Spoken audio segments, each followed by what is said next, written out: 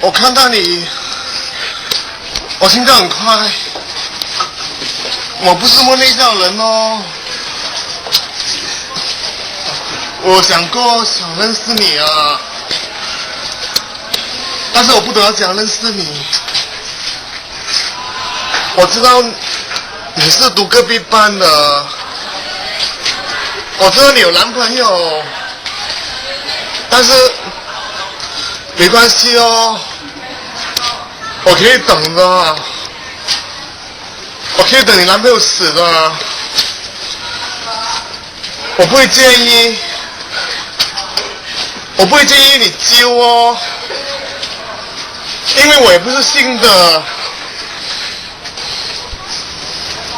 如果你要踹一下我的话，今晚我们在学校那边见面呢，我会做好准备的，你什么东西也不用带，不过你要自己搭巴士来，是这样了，今晚见了，拜拜。